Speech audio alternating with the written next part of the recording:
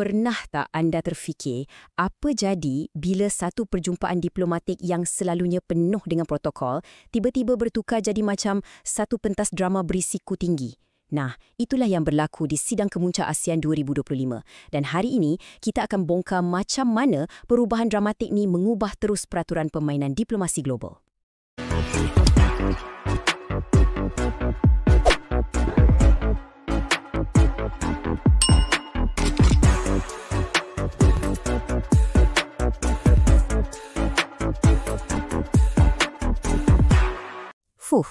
Petikan ni memang dah merangkumkan segalanya kan? Ia beri kita gambaran yang sangat jelas tentang apa yang terjadi di Sidang Kemuncak ASEAN ke-47 di Kuala Lumpur. Cuba bayangkan, ia bukan lagi diplomasi yang kita biasa tengok. Ia dah jadi satu pertunjukan yang diketuai oleh satu personaliti yang sangat dominan dan ini mengubah keseluruhan dinamik perbincangan. Jadi, inilah persoalan utamanya yang kita nak rungkai. Adakah pendekatan yang berani dan baru ni satu inovasi yang bijak yang betul-betul membuahkan hasil? Ataupun, ia sebenarnya cuma satu persembahan kosong yang perlahan-lahan menghakis asas kepercayaan antara negara? Jom kita siasat. Okey, jom kita mulakan dengan bahagian pertama. Untuk faham semua ni, kita kena tengok dulu macam mana sebuah sidang kemuncak yang tradisional tu boleh berubah menjadi satu medan pertarungan yang sangat berbeza. Okey, cuba bayangkan suasana di Kuala Lumpur. Selalunya, perbincangan ASEAN ni ikut cara ASEAN. Senyap, perlahan-lahan, cari kata sepakat. Tapi kali ni, tiba-tiba suasana jadi riuh, penuh tenaga. Macam dalam satu rancangan reality TV. Fokusnya dah beralih daripada perbincangan antara institusi kepada tawar-menawar antara individu. Setiap pemimpin seolah-olah berlawan untuk dapatkan perhatian dan deal yang terbaik. Jadi, macam mana semua ni boleh berlaku? Nah, sekarang kita akan lihat satu idea penting di sebalik perubahan ni, iaitu konsep diplomasi itu sendiri sebagai satu bentuk persembahan awam. Inilah idea terasnya. Maksudnya macam ni, dalam model diplomasi yang baru ni, semua benda yang kita nampak, jabat tangan, majlis tanda tangan, sesi bergambar, semua tu bukan sekadar sampingan. Ia adalah acara utama. Pertunjukan itu sendiri sama pentingnya dengan isi perjanjian sebab ia direka untuk tunjuk kekuatan, untuk kawal apa yang media laporkan dan untuk bagi tekanan kepada semua orang. Nak tengok contoh paling jelas, kita tengok kes gencatan senjata antara Thailand dan Kemboja. Lepas ada sikit pertempuran pada bulan Julai, rundingan senyap-senyap berjalan berbulan-bulan lamanya. Tapi, masa nak umumkan hasilnya, ia dibuat dalam satu majlis besar-besaran yang direka untuk dapat impak media yang maksimum dengan pemimpin dunia diletakkan betul-betul di tengah pentas. Di sinilah kita boleh nampak macam mana pertunjukan tu dirancang. Ada laporan yang kata kehadiran Presiden S tu bersyarat dia akan datang jika dia yang boleh pengerusikan majlis tanda tangan tu. Ini juga bermakna pihak lain yang sama penting dalam rundingan, macam China contohnya, dilaporkan tak dijemput ke majlis tu. Jadi isunya di sini bukan sekadar tentang mencapai keamanan. Ia adalah tentang siapa yang dilihat sebagai wira yang membawa keamanan. Okey, kita dah cakap pasal persembahan. Sekarang, jom kita bedah pula isi kandungan dia, tawaran-tawaran yang dibuat dan falsafah di sebalik semua ni. Falsafah dia sebenarnya mudah, fikir macam bisnes. Tak ada lagi cerita pasal persahabatan jangka panjang atau tanggungjawab global bersama. Sebaliknya, setiap interaksi, setiap pertemuan, mesti ada untung yang boleh dikira. Hubungan antara negara dah jadi macam rundingan bisnes. Apa aku dapat, apa kau dapat. Itu je.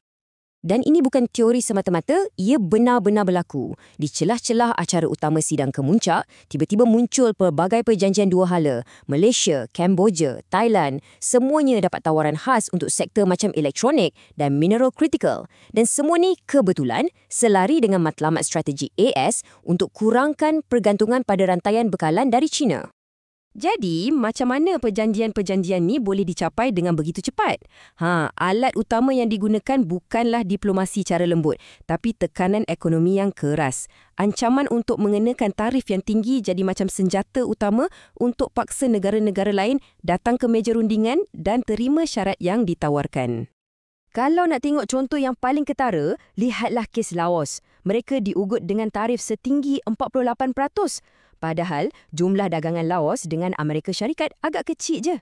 Ini menunjukkan betapa tak seimbangnya tekanan yang digunakan.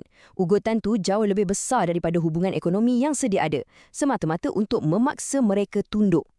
Ya, memang nampak hebat bila dapat perjanjian dengan cepat dan ada pertunjukan yang gah. Tapi semua ini ada harganya. Dan dalam bahagian ni, kita akan tengok apa risiko dan akibat daripada gaya diplomasi yang penuh dengan tekanan dan tontonan ni.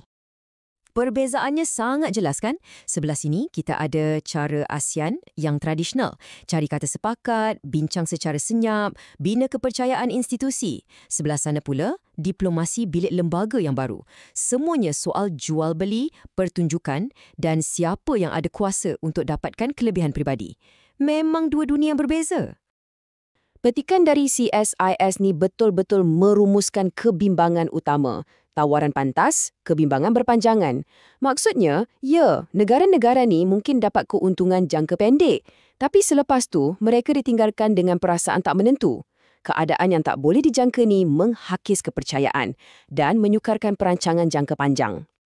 Dan penting untuk kita faham, ini bukan cuma pasal apa yang berlaku semasa sidang kemuncak. Ia juga pasal apa yang tak berlaku di luar sidang kemuncak. Bila ada corak di mana pemimpin kerap tak hadir mesyuarat penting atau hantar wakil peringkat rendah je, ia menghantar satu mesej yang jelas. Mereka tak peduli. Lama-kelamaan, ini mewujudkan satu kekosongan kepimpinan dan kepercayaan. Dan rasa tak percaya yang semakin terhakis ni, ia bukan sekadar perasaan. Ia adalah sesuatu yang kita boleh nampak dalam data. Nah, inilah buktinya. Satu tinjauan oleh ISEAS pada tahun 2024 mendapati 60% responden percaya China adalah kuasa ekonomi paling berpengaruh di rantau ni. Amerika Syarikat cuma 14%, jurang yang sangat besar. Inilah akibat langsung daripada pendekatan yang kita bincangkan, di mana pertunjukan jadi lebih utama daripada penglibatan yang konsisten dan ikhlas. Jadi, bila dah jadi macam ni, apa yang ASEAN boleh buat? Macam mana rantau ni nak menyesuaikan diri dalam landscape baru yang serba mencabar ni? Jom kita lihat dalam bahagian terakhir kita.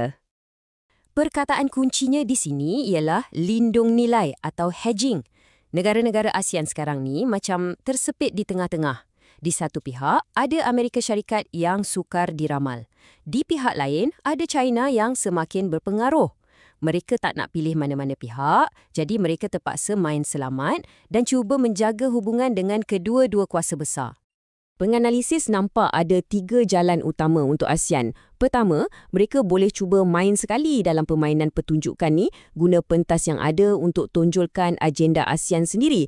Kedua, mereka boleh kuatkan peraturan dalaman untuk lindungi proses mereka daripada campur tangan luar. Atau ketiga, dan ini mungkin yang paling realistik, mereka boleh guna pendekatan hybrid. Terima hakikat yang diplomasi dah jadi macam pertunjukan, tapi pada masa yang sama, wujudkan sistem pemantauan yang kukuh untuk pastikan janji-janji yang dibuat betul-betul ditepati. Jadi, kita akhiri dengan soalan ini untuk anda fikirkan. Dalam era baru di mana pertunjukan seringkali lebih penting daripada isi kandungan, persoalannya ialah siapa sebenarnya yang sedang menulis skrip dan mengawal pentas? Itulah cabaran terbesar yang dihadapi oleh diplomasi global hari ini.